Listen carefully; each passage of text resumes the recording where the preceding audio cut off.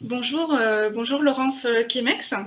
Merci d'avoir accepté de parler avec moi. Alors, vous êtes maître de conférence en pédiatrie néonatale et vous avez fait il y a maintenant plus de 10 ans, un tout petit peu plus de 10 ans, une thèse en éthique. Est-ce que vous pouvez nous expliquer en fait comment vous en êtes arrivé à ce travail de thèse? Oui, bien sûr.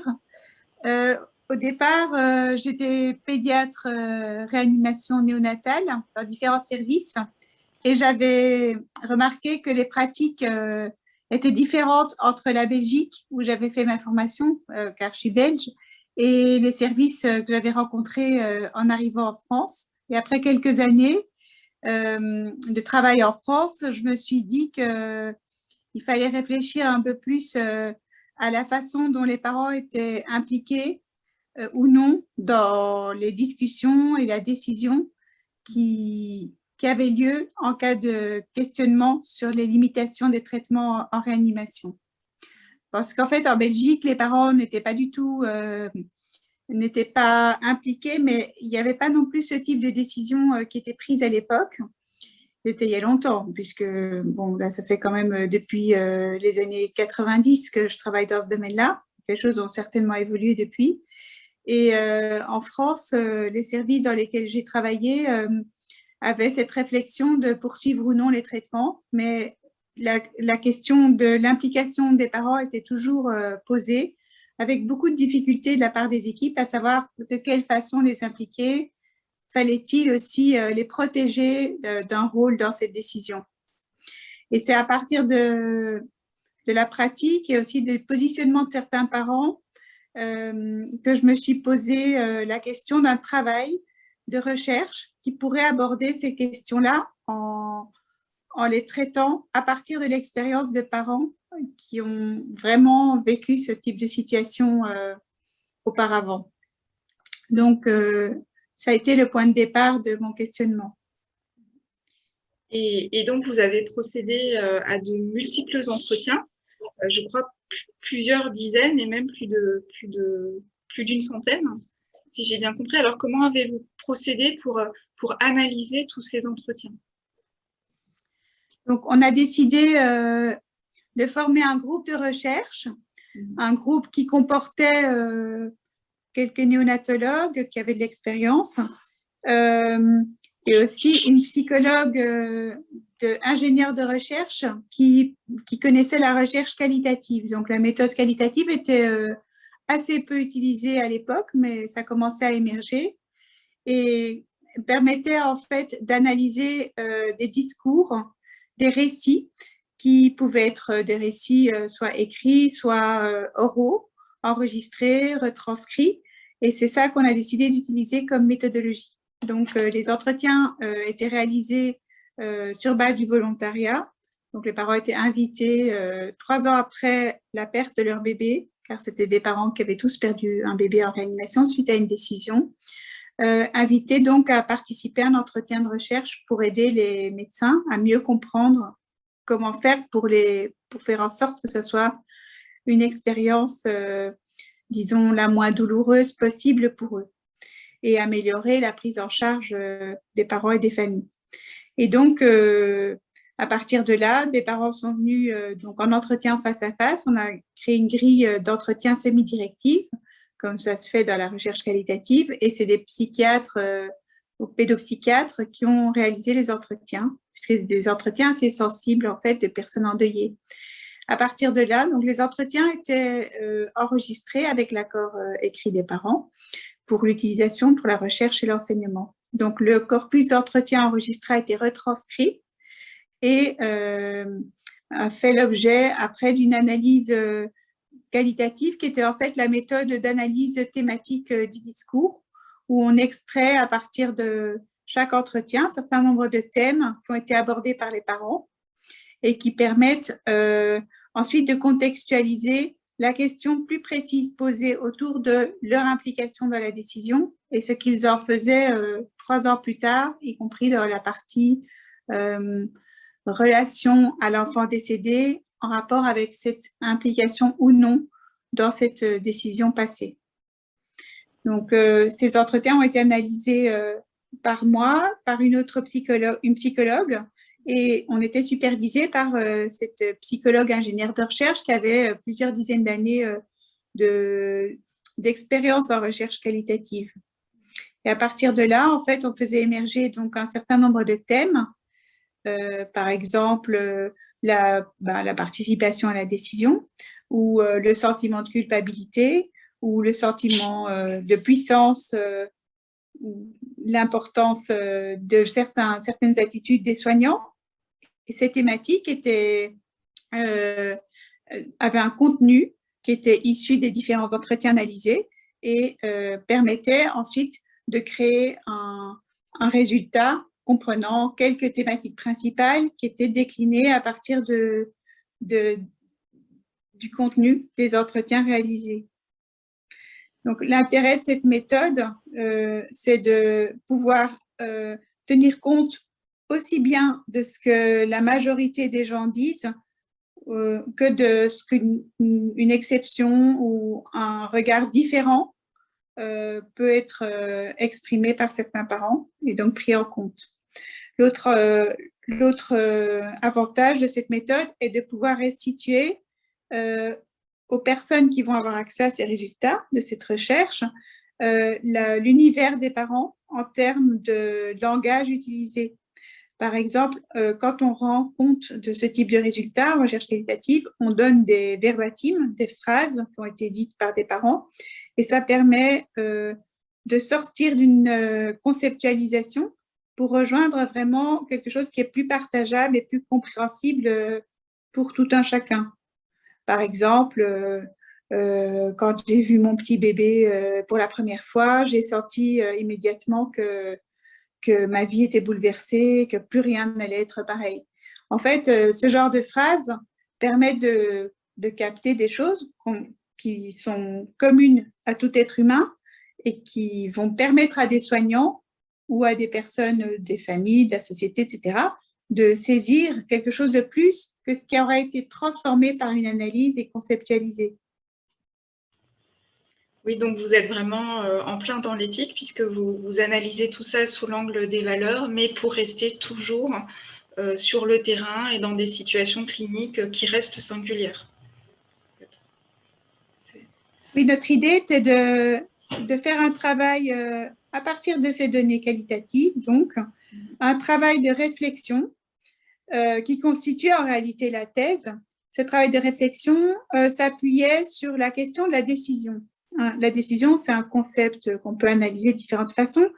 Et là, c'était à partir de l'expérience vécue et de la réflexion, on pouvait réfléchir à la manière dont ces décisions se prennent et comment ces décisions continuent à poser question ultérieurement, 3 ans après la perte d'un bébé, et comment certains parents peuvent continuer à délibérer après que le bébé soit décédé. Et donc, on voit que le concept habituel, c'est une décision. Eh bien, il y a d'abord une réflexion, puis après, il y a une décision, puis après, il y a une action. Et là, on a vu que les choses étaient un peu différentes, puisqu'il y a cette activité de l'esprit qui est de revenir en arrière et de re-questionner sans cesse, ou en tout cas dans les années qui suivaient la perte du bébé, les arguments ayant mené à cette décision, arguments parentaux, arguments médicaux qui ont été repris, qui ont été modifiés par les parents pour les rendre acceptables à leurs yeux ou pour les rendre, disons, suffisants, et qui permettent rétrospectivement de dire, voilà, c'était la meilleure décision, ou plutôt la décision la moins mauvaise ou la plus acceptable possible. Donc, on voit que la décision, finalement, est un concept qui est quand même, qui comprend des blocs qui bougent sans cesse et qui sont là en lien avec les conséquences auxquelles elles ont donné lieu. Ici, c'était donc le deuil, et dans ce deuil, en fait, la décision prend une forme différente. C'est un concept donc un peu philosophique. Après, il y avait d'autres choses qu'on a aussi pu travailler. à partir de ces données, c'est la question, par exemple, de l'importance de la conversation. Donc, les soignants peuvent penser que quand on veut connaître l'opinion de parents dans une situation complexe comme ça et émotionnellement très difficile, il faut leur poser des questions. Qu'est-ce que vous en pensez? Est-ce que vous voulez qu'on poursuive la réanimation? Nous, médecins, nous pensons que, ou l'équipe a pensé que. Mais en réalité, les parents insistaient sur la question de comment leurs pensées ne pouvaient être donner lieu à une prise de position claire de leur part que lorsque les soignants les aidaient à la mettre en mots. Et cette prise de position, qu'on peut appeler la décision des parents, même si elle ne suffira pas disons, à faire agir une équipe médicale ou soignante, cette prise de position des parents, elle n'est pas là toute prête en eux. Donc, eux, ils discutent beaucoup entre eux. Après, ils discutent avec les soignants. Et c'est vraiment à partir de ces échanges et de cette interaction que la prise de position peut prendre corps et qu'elle peut ensuite, disons, s'inscrire dans une autonomie.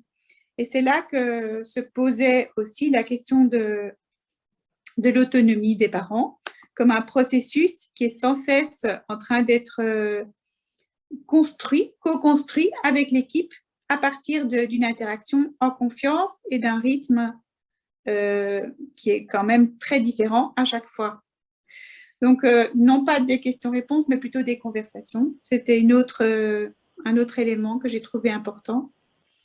Et alors, finalement, est-ce qu'après cette thèse, ça a provoqué un changement dans vos pratiques ou ne serait-ce que dans les conversations précisément que vous pouvez avoir avec les parents que vous rencontrez? Oui, cette thèse, en fait, ce travail de recherche, cette réflexion ont vraiment complètement bouleversé ma pratique et mon expérience du soin de la manière suivante, c'est qu'en entrant dans l'univers des parents, donc on se décentre complètement de la posture du soignant et on découvre un monde différent sur des choses qu'on vit également en tant que soignant. Et à partir de tous ces témoignages, ces narrations qu'avaient ses pères et ses mères, on entre dans quelque chose qui va comme être une espèce de super empathie très large sur un sujet que chacun, en plus, a vécu très différemment.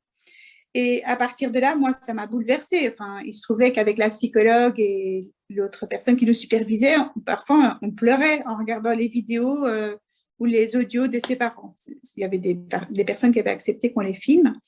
Et finalement, ce que ça a changé dans ma pratique, c'est que je me suis rendu compte qu'on ne pouvait pas travailler sans impliquer les familles, donc les parents, mais aussi en médecine de l'adulte, les familles, et que c'était impossible de prendre en charge une personne malade sans lui donner la possibilité, chacune ayant d'autres souhaits éventuellement, mais d'accueillir des personnes proches pour la soutenir. Et par exemple, durant l'épidémie Covid l'année dernière, cette prise de position-là nous a permis à l'hôpital de créer un groupe de personnes qui accueillaient les familles des personnes qui étaient en difficulté, en fin de vie ou même qui étaient déjà décédées.